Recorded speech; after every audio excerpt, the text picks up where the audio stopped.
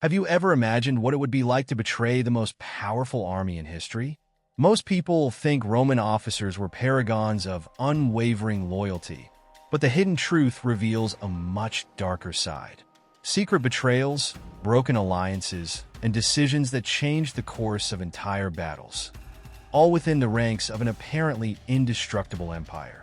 Now, imagine what would drive a Roman officer, surrounded by honor and duty, to betray his own men. It wasn't just for ambition or money. The motivations went far beyond what you might think. And what if I told you that these betrayals not only destroyed armies, but also jeopardized the very future of Rome? In this video, you'll uncover the untold stories of treacherous Roman army officers. We'll delve into the darkest motivations and the devastating consequences these betrayals caused. Get ready to explore the hidden side of Roman military glory, where loyalty and betrayal intertwine in a deadly game of power. What you'll learn here will change your perspective on what really happened behind the scenes of the Roman army. The story of Quintus Sertorius, a brilliant Roman general, is marked by the ambiguity between loyalty and betrayal. Initially, he was a fierce defender of the Roman Republic, showcasing his military prowess in campaigns in Hispania. However, when the civil war between Marius and Sulla erupted, Sertorius found himself on the losing side.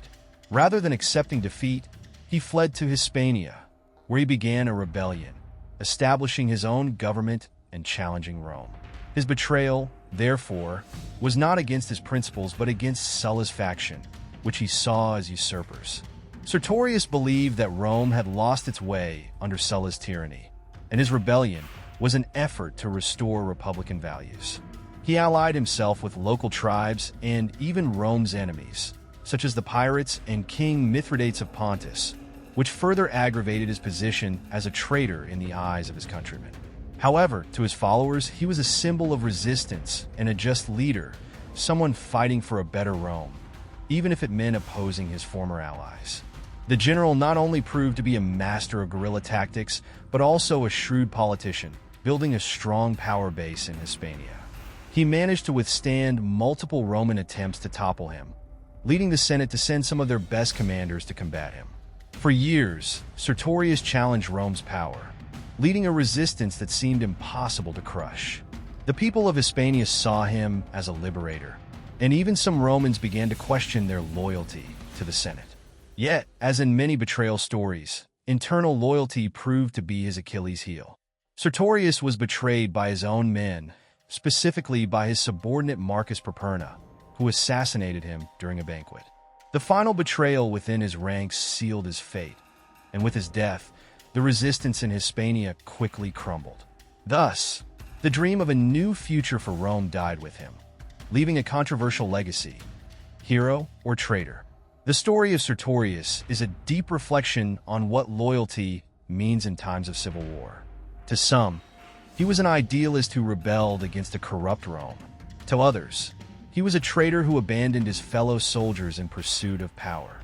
However, his fall symbolizes the fragility of alliances and how betrayal can emerge from the most unexpected places, even from those we trust the most.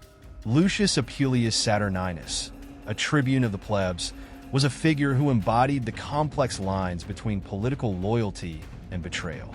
Although he was not a military general, his role in Roman politics had a devastating impact on the balance of power within the Republic. Saturninus began as a reformer, proposing laws that favored veterans and the poor, challenging the senatorial elite. However, his ambitions quickly put him on a collision course with Rome's powerful, leading him to form alliances that would question his loyalty. One of these most notorious alliances was with Gaius Marius, one of Rome's most celebrated generals. Marius needed Saturninus' support to pass his military reforms, and Saturninus, in turn, saw in Marius an opportunity to strengthen his own position. However, as the alliance between the two grew, Saturninus began to turn against the very structure he had sworn to protect. He used violence and intimidation to impose his will, tarnishing his image as a tribune of the people and putting his relationship with the Roman elite at risk. Saturninus quickly earned the title of traitor to the Republic as his actions became increasingly radical. He orchestrated political murders of senatorial opponents and used street gangs to control elections, effectively becoming a dictator in the shadows. His indiscriminate use of violence led even Marius to distance himself from him, forcing Saturninus to seek ever darker alliances, such as dissident factions within the army. These dark alliances ultimately alienated even his closest allies. In a crucial moment, when Saturninus occupied the capital with his followers, the Roman Senate, fearing a coup, invoked the Senatus Consultum Ultimum, which authorized the use of force against him. Marius, his former ally, was tasked with restoring order. Betrayed by Marius and surrounded, Saturninus was captured and soon lynched by the enraged crowd in the Forum. His death was brutal, but marked the end of an era of attempts at reform through violence. The story of Saturninus reveals how power can corrupt even the noblest intentions. Initially seen as a defender of the people, his unchecked ambitions led to his downfall, destroying his reputation and making him one of the first Roman politicians to cross the line between reform and open betrayal. His legacy left a lasting mark on Roman politics, demonstrating how betrayal can arise from both the political arena and the battlefield.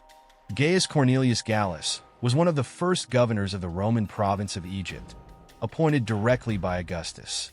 His role as governor was crucial for maintaining control over one of the richest provinces of the empire, responsible for supplying the grain that fed Rome. However, Gallus, who initially showed loyalty to the emperor, quickly became consumed by ambition. His path to betrayal was marked not by a single act, but by a series of abuses of power and attempts to elevate his own authority above Augustus. As governor, Gallus amassed political and military power and began to promote himself as an autonomous leader. He ordered statues and monuments to be erected in his honor, something only the emperor had the right to do. This gesture was seen as a blatant disrespect to Augustus, who viewed any attempt at self-aggrandizement by his subordinates as a direct threat to his power.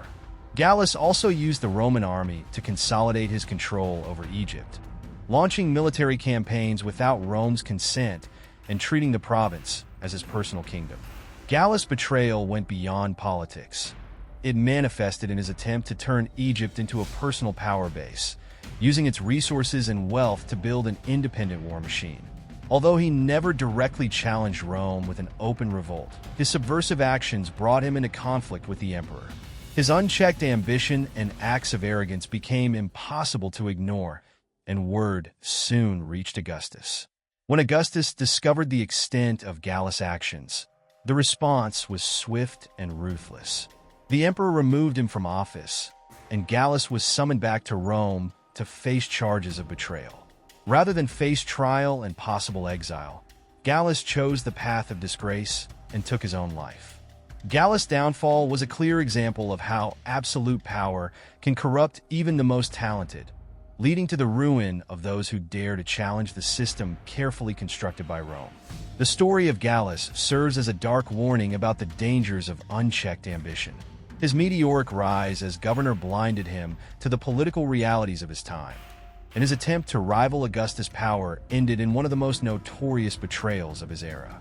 Although his name was erased from official records, his impact on imperial policies endured, showing that even the highest positions could be corroded by greed. Marcus Aemilius Lepidus was a key figure in the civil wars that rocked the Roman Republic, and his role as a member of the Second Triumvirate, alongside Octavian and Mark Antony, placed him among Rome's most powerful men. However, his story is marked by veiled betrayal and frustrated ambition that led to his downfall.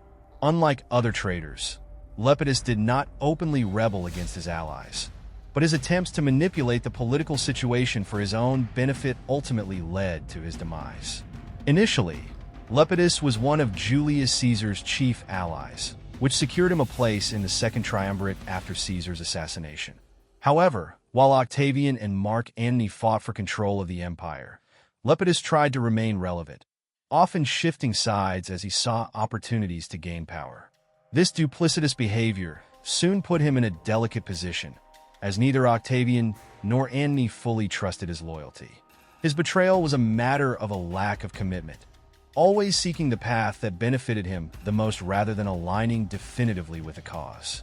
The situation reached a critical point when Lepidus attempted to seize control of some legions that were under Octavian's command in Sicily. He believed he could force Octavian to grant him more power, taking advantage of the chaos of the civil wars. However, this poorly calculated move was quickly crushed by Octavian, who, rather than executing Lepidus as a traitor, chose to strip him of all his titles and exile him, where he would spend the rest of his days in complete obscurity. Lepidus' fate was, in a way, worse than death. He was not remembered as a martyr or hero, nor even as a major villain. Instead, he was condemned to be forgotten, which in Roman terms was one of the harshest punishments. His silent betrayal, driven by ambition and opportunism, was erased from the records, and Lepidus became an example of how Roman politics did not forgive those who failed to decisively choose a side. Lepidus' trajectory reminds us that, in Rome, betrayal did not always involve bloodshed or open revolts. Sometimes it took the form of subtle ambition, of someone trying to play all sides, but ultimately ending up isolated by his own lack of commitment. His story shows that neutrality in times of crisis can be seen as the greatest betrayal of all.